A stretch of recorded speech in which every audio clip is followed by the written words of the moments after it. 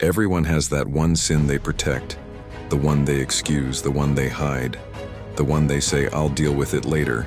But that later never comes, and the sin grows stronger while the conscience grows weaker.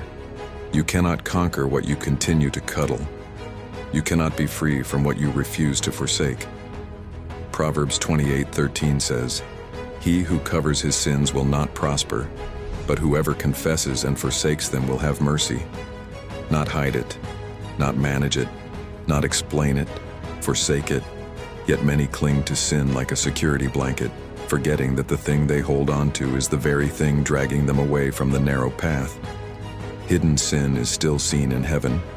Private compromise is still rebellion. The secret life you think no one knows about is completely exposed before our Creator. Hebrews 4:13 says, "And there is no creature hidden from his sight, but all things are naked and open to the eyes of him to whom we must give account." You can deceive others, you can deceive yourself, but you cannot deceive the one you will stand before on Judgment Day. Sin doesn't stay small.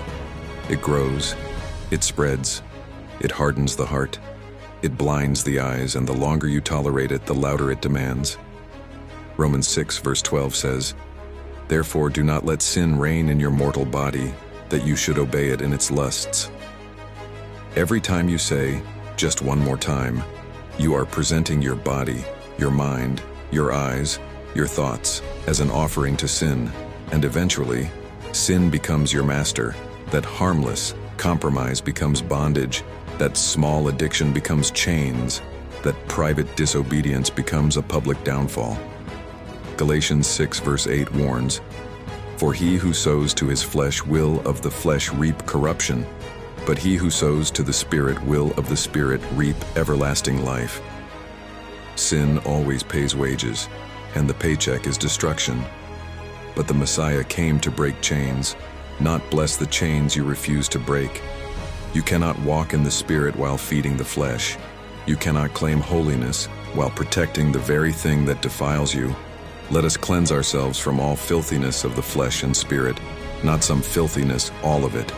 So ask yourself honestly, what sin are you still protecting? What compromise are you still hiding? What darkness are you still feeding? Because the sin you refuse to let go of will be the sin that destroys you. Let it die before it kills you. Repent, confess, and uproot it now, while mercy is still extended and the door of grace is still open.